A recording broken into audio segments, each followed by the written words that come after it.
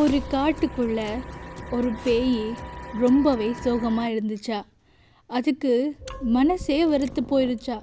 தனக்கு யாருமே ஃப்ரெண்ட்ஸ் இல்லைன்னு அது ஒவ்வொரு நாளும் ரொம்பவே கவலைப்பட்டு அழுதுகிட்டே இருந்துச்சா.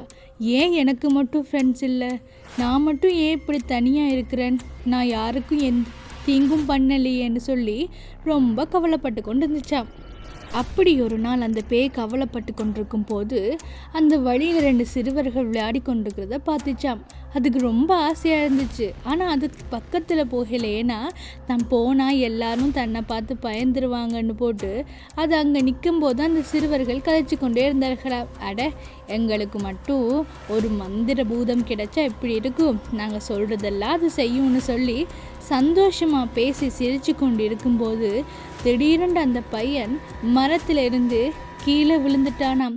அதை பார்த்து அந்த பேய், ஐயையோ அந்த பையனுக்கு என்ன ஆச்சுன்னு தெரியாமல் பார்த்து கொண்டு நிற்கும்போது அந்த பொண்ணு ஓடி போய், ஏ தம்பி என்னடா ஆச்சுன்னு சொல்லி அந்த இடத்துலையே அளவழிக்கிட்டாலாம். அதை பார்த்து அந்த பேய் பாவம் தானே அந்த பிள்ளைகள்ன்னுட்டு தான் உதவிக்கு போயிட்டுதான். உதவிக்கு போய் அந்த பேய் கேட்டுச்சான், என்னாச்சுன்னு சொல்லணும். அந்த பொண்ணு இந்த பேயை பார்த்து ரொம்ப பயப்பட வலிக்கிட்டான். அதுக்கு அந்த பேய் சொல்லிச்சான், பயப்படாத, நான் உங்களை எதுவுமே செய்ய மாட்டேன், நான் உனக்கு உன் தம்பியை காப்பாற்றி தரேன்னு சொல்லி மந்திரத்தை போடும்போது அவன் மறுபடியும் எழுந்திட்டானாம். அதை பார்த்து அந்த பொண்ணுக்கு ரொம்பவே ஆச்சரியமாம். என்ன, எப்படி உன்னால் இது முடிஞ்சதுன்னு சொல்லி அது கேட்கும்போது அந்த பேய் தனக்கு நடந்ததெல்லாம் சொல்லிச்சான். தான் ரொம்ப தனிமையில் இருக்கிறேன், தனக்குன்னு யாருமே இல்லைன்னு சொன்னபோது அந்த பொண்ணு சொன்னாலாம், என் தம்பியை காப்பாற்றினதுக்காக நான் உனக்கு நன்றி கடன் பட்டிருக்கேன், இனிமேல் நாங்கள் எல்லாருமே ஃப்ரெண்ட்ஸாக இருப்போன்னு. இதை கேட்ட அந்த பேய் முதலாக சந்தோஷத்தில் துள்ளி குதிக்க ஆரம்பிச்சா. எனக்கு ஒரு ஃப்ரெண்ட்ஸு கிடைச்சிருக்காங்கன்னு சொல்லி ரொம்ப சந்தோஷப்பட்டுச்சா. ஆனால் அந்த பையன், சரி நாங்கள் உன் கூட ஃப்ரெண்டாக இருக்கோம், ஆனால் நீ எங்கள் உயிருக்கு எந்த ஆபத்தையும் விளைவிக்க கூடாதுன்னு சொல்ல அதுக்கு அந்த பேய் சொல்லிச்சான், நிச்சயமாக நான் உங்களுக்கு எந்த ஆபத்தும் விளைவிக்க மாட்டேன்னு சொன்னேன். ரொம்ப சந்தோஷமாக எல்லாரும் ஆடிக்கிட்டே இருந்தாங்களாம். சரி இப்போ நாங்கள் போகிறோம், நாளைக்கு வந்து உன்னை பார்க்குறோன்னு சொல்லும்போது அந்த பேய், இந்தாங்க நான் உங்களுக்கு ஒரு பரிசு தாரேன்னு சொல்லிட்டு ஐஸ்கிரீமை கொடுத்துச்சாம். அவங்களுக்கு ரொம்ப சந்தோஷமாக அந்த ஐஸ்கிரீமை சாப்பிட்டுக்கிட்டே இருந்தாங்களாம். அப்புறம் சரின்னு அவங்க அந்த பேய்க்கு பாய் சொல்லிட்டு அவங்க வீட்டை நோக்கி போனாங்களாம்.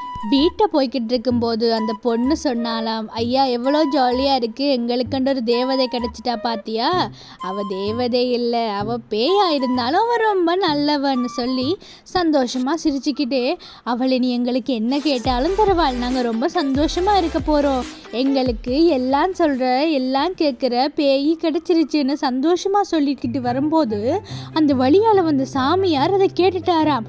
அந்த சாமியார், என்ன அப்போ உண்மையிலேயே சொல்கிறதெல்லாம் கேட்குற பேய் இருக்கா, எனக்கு தான் இவ்வளோ நாளும் தெரியாமல் போச்சா, அந்த காட்டுக்குள்ளே நான் போய் அதை கண்டுபிடிக்கிறேன்னு சொல்லிட்டு அந்த சாமியார் இவர்களை பின்தொடர ஆரம்பித்தானாம். இவங்களும் சரின்னு சொல்லி அந்த பேயை பார்க்குறதுக்காக காட்டுக்கு போய்கிட்டு இருந்தாங்களாம்.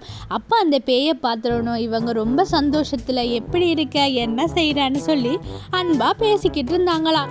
அப்படி இருக்கும்போது அந்த பொண்ணு கேட்டாலா, எனக்கு ஒரு உதவி பண்ணுறியா, எனக்கு நாங்கள் கேட்குறது எல்லாத்தையும் நிறைவேற்றி தருவியான்னு கேட்டுச்சான். அதுக்கு அந்த பேய் சொல்லிச்சான், கட்டாயமானா உன் நண்பியாச்சு, கட்டாயம் உங்களுக்கு நிறைவேற்றி தருவேன், உங்களுக்கு என்ன ஆசைன்னு சொல்லி அந்த பேய் கேட்டுச்சான். அதுக்கு அந்த பொண்ணு சொன்னாலா, எனக்கு ரொம்ப நாளாக வானத்தில் பறக்கணும்னு ஆசைன்னு சொன்ன உடனும் அந்த பேய் அவங்கள வானத்துக்கே கூட்டிகிட்டு போச்சா.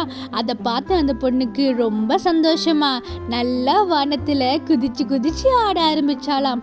முகில்களுக்கு மேலே எல்லாம் நின்று நல்லா ஜொலி பண்ணி கொண்டு வந்தாலாம். அந்த பையனுக்கு ரொம்ப நன்றியாக இருந்துச்சாம். அப்போ அவங்க எல்லாரும் சந்தோஷமாக ஆடிக்கிட்டு இருக்கும்போது பேய் சொல்லிச்சா, சரி மழை வார மாதிரி இருக்குது, நாங்கள் வானத்தில் இருக்கவனா, சரி வாங்க கீழே போவோம்னா அவங்க சரின்னு சொல்லிட்டு கொஞ்ச நேரம் அதிலேயே நின்று நல்லா ஆட்டம் போட்டுட்டு கொஞ்ச நேரத்தில் அந்த பொண்ணு சொன்னாலா, சரி என்ன ஒரு அழகான தோட்டத்தில் ரக்கி விட, எனக்கு தோட்டம்னா ரொம்ப பிடிக்கும்னு சொன்ன உடனும் அந்த பேய் அவங்களுக்கு ஒரு அழகான தோட்டத்தை காட்டுச்சா. அவங்களுக்கு ரொம்பவே சந்தோஷமா. தோட்டத்தை பார்த்த அப்புறம் அந்த பொண்ணு கேட்டாலா, எங்கள் வீட்டை எங்கள் ரூமில் நிறைய பொம்மைங்க வேணும், எனக்கு நிறைய பொம்மைங்க தருவியான்னு கேட்டவனு பார்த்தா அவங்க வீடு ஃபுல்லாக பொம்மைங்களா. அவங்களுக்கு ரொம்ப சந்தோஷமாக இருந்துச்சு. அந்த பேயை அவங்க இன்னும் ரொம்ப அன்பாக பார்த்துக்க விளக்கிட்டாங்களா. அப்புறம் அந்த பையன் கேட்டானா, எங்களுக்கு ரொம்ப கஷ்டம், நீ எங்கள் வீட்டை பெரிய வீடாக மாற்றி தாரியான்னு சொன்ன உடனும் அந்த பேய் அவங்க வீட்டை ரொம்ப பெரிய அழகான வீடாகவே மாற்றி கொடுத்துருச்சான். இப்படி இவங்க சந்தோஷமாக இருந்தப்போ இவங்களை பின்தொடர்ந்து வந்த அந்த சாமியார் அந்த பேயை கண்டுட்டாராம். அப்புறம் அந்த சாமியார் ஒளிஞ்சு நின்று, இந்த இடத்துல இந்த பேயை பிடிக்கலாது, இது இந்த காட்டுக்கு போயே நான் இதை அடைக்கிறேன்னு சொன்னாராம். சரி என்றுட்டு அந்த பேயை பிடிக்கிறதுக்காக அந்த சாமியார் பார்த்துக்கிட்டு இருக்கும்போது இவங்க கொஞ்ச நேரத்தால் ஒரு அழகான மலர் தோட்டத்தை உருவாக்கி தாண்ட அந்த பேயை கேட்க அது அழகான ரோஜா பூ தோட்டத்தை உருவாக்கி தந்துச்சாம். இதை பார்த்த சாமியாருக்கும் ரொம்ப ஆச்சரியமா இருந்துட்டு, ஆனா இந்த பேயும் அந்த பிள்ளைகளும் அந்த சாமியாரை கவனிக்கவே இல்லையா. கொஞ்ச நேரத்துல பார்த்தா அங்க வந்த அந்த சாமியாரு, ஏய் பிள்ளைங்களா, எனக்கு தெரியாம அந்த பேயை ஒளிச்சா வச்சிருக்கிறீங்க, உங்களை நான் விட மாட்டேன், அந்த பேய் எனக்கு தான் சொந்தம், உங்களை மாதிரி சின்ன சிறுசுகள் எல்லாம் இந்த பேயெல்லாம் வச்சிருக்க கூடாதுன்னு சொன்னப்போ அந்த பொண்ணு, ஐயோ சாமி தயவு செய்து அந்த பேய் இருக்கிறத எங்களுக்கு ஒரே ஒரு சந்தோஷம், தயவு செய்து அந்த பேயை விட்டுருங்கன்னு சொன்ன உடனும் அந்த பேய், இங்க விட, என்ன சாமியாரே, நான் உனக்கு சொந்தமா இல்ல, நான் இந்த பூமிக்கு சொந்தமானவள், நீ எல்லாம் என்னோட ஃப்ரெண்டு கிடையாது, இவங்க தான் என்னோட ஃப்ரெண்டு, இவங்க என்னோட அண்ணா இருக்காங்க, நான் எப்பவுமே இவங்களை விட்டு வர மாட்டேன்னு சொன்ன உடனும் அந்த சாமியாருக்கு ரொம்ப கோபம் வந்துருச்சா. கொஞ்ச நேரத்துல பார்த்தா அந்த இடமே காடா மாறிடுச்சா. பார்த்தா அந்த சாமியார் தான் அந்த இடத்தையே ஃபுல்லா காடாவே மாத்தி விட்டுட்டாராம். கொஞ்ச நேரத்தால் அந்த பேய்க்கு கோவம் வந்து என்ன செய்யறான்னு சொல்லிட்டு தன்னுடைய மந்திர சக்திகளை அவர் மேலே போட ஆரம்பிச்சான். ஆனா சாமியாரு ரொம்ப சலைச்சவர் இல்லை.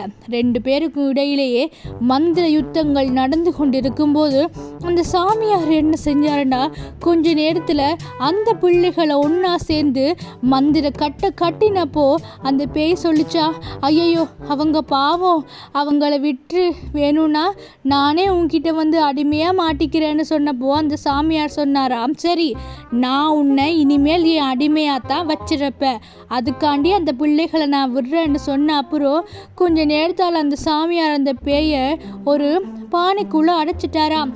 அந்த இடத்துல வந்த அந்த பிள்ளைங்களோட அம்மா, அட சாமியாரே, எனக்கு முதலாக குழந்தை பிறந்தப்போ அது செத்து போயிட்டுதுன்னு சொல்லி நீ தானே கொண்டு போனி, என் குழந்தைய நீ கண்ணில் கூட காட்டல, அதுக்கு அப்புறம் தான் நான் கண்டுபிடிச்சேன்னா என் பிள்ளை இந்த காட்டுக்குள்ளே தான் பேயா தெரியுதுன்னு.